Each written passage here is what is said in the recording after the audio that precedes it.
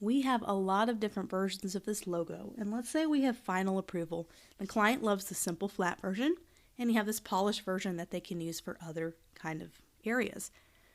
We have a lot of versions here we need to export. This can get very tedious, so be prepared. You're going to be creating a lot of different files. So we have a horizontal version, a flat version, a icon, square version. We have black and white versions that we need to be able to supply as well.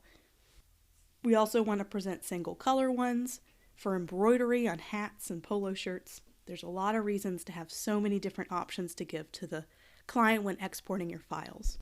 Not only that, we have to think about supplying them with vector files, so original vector files like this file you're in right now in Adobe Illustrator.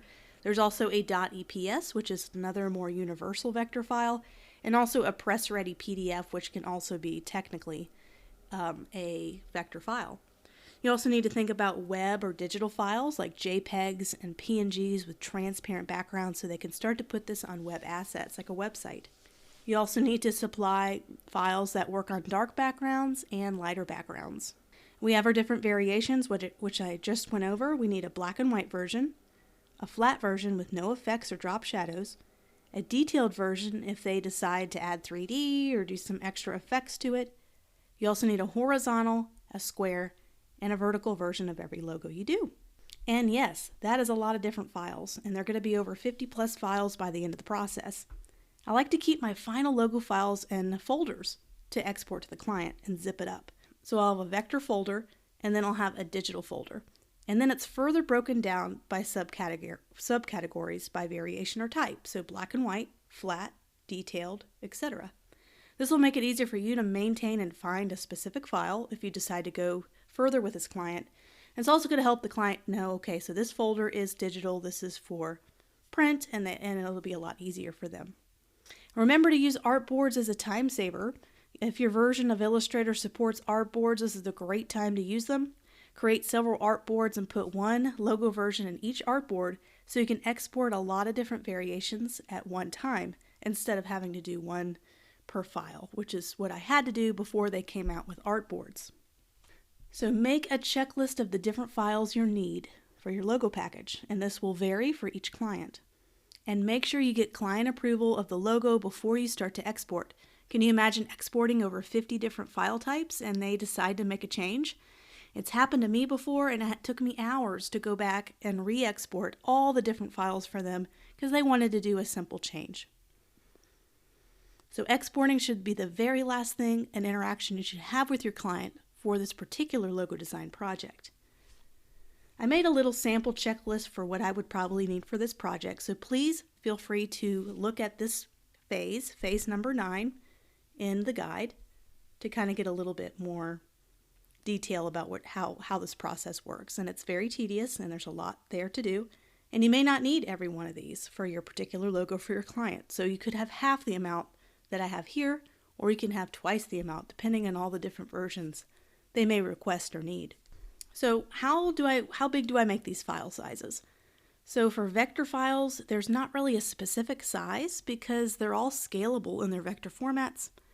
So I like to keep them in a standard page size. So if I put a logo on an 8.5 by 11 inch, I like to do a half a page. So if I can create an artboard that's a bunch of half page sizes and export that way. This is more of a standard size, but it's not a required size because it's scalable, it's vector, it could be scaled up and down. So the file size is not quite as important with vector files. With web and digital files, these do need to be a specific size. And I don't want to make them too large because if you make them really large for digital or web, the file sizes will be too big to use. So with PNGs, I do at least 1200 by 1200 pixels for a large size, but I also export a smaller size, maybe 300 by 300. But remember, these dimensions can change if it's a horizontal or a vertical logo. It's just a general size I shoot for. And JPEGs can be smaller than 500 by 500 pixels. It can even go lower than that if the client needs or requests a very tiny digital pixel-based logo.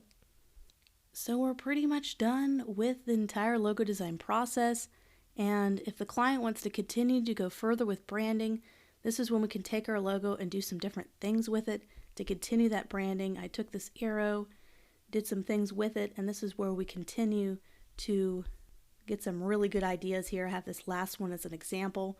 You could put, this is also good if the client doesn't want to go with the branding process. Then you can even create these on your own for portfolio purposes. This could be a made-up company you're working with, and you could put it on t-shirt mock-ups. I did an Instagram post. You could even do a login screen for the app and have everything there as well to kind of show the application of the logo in a real-world situations. So there's lots of amazing mock-ups you can find on graphicburger.com.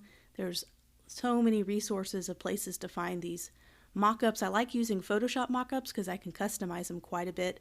I can change the backgrounds out. In this example, I changed it to our little orange custom-made background image, but you can even change the color of the phone if you wanted to do that. And so I just feel like Photoshop mock-ups are the most flexible one to use for presentation. So if I wanted to present this on an online website of mine for a portfolio, I can. If I want to put it on Behance, something that's helpful along with all these wonderful real application images is you can create a presentation video, and that's exactly what I did for this, and you're going to be able to watch that in full here in a minute. But I just used a very simple video editing software. It's called ScreenFlow, and this is how I kind of created it and kind of just brought in certain things. I wanted to have a little animated logo. So I used something simple called ScreenFlow, and it's just a very, very simple video editor for Macs. Of course, there's Camtasia, which is for Windows. There's After Effects if you really want to go to the next level in animating your logo and doing something really neat like that. After Effects is amazing, although it's quite a learning curve to learn. But it's a great program to learn because it's a part of the Adobe suite. So yeah, creating a presentation video for your Behance, just kind of kick off your whole presentation really helps. Video's amazing, and it's not something I'm going to teach in this class per se. I'm going to teach in other classes or future classes. It's just kind of nice to have a little video editing skills to really, really present your logo and your brand in the best way possible. So we went a little further than just the logo design process. We kind of added a little bit of branding elements, but I'm really happy with kind of how things turned out. We have all of our files exported, ready to package it up in a zip file, ready to send it off to the client. We have a happy client who was involved a few times in the process. We're able to sketch out all of our ideas, so we feel like we've explored the ideas that are worth exploring, and I feel like this process is complete as a designer. And I can feel confident moving on to the next logo design process, and eventually you won't even need this guide. You'll just know it, and you'll just be able to do it intuitively, and you'll be able to cut your time in half, how much you spend doing a logo design like this, and then you'll be able to cut it in half. But yet you could still charge the same amount and even increase your rates as well.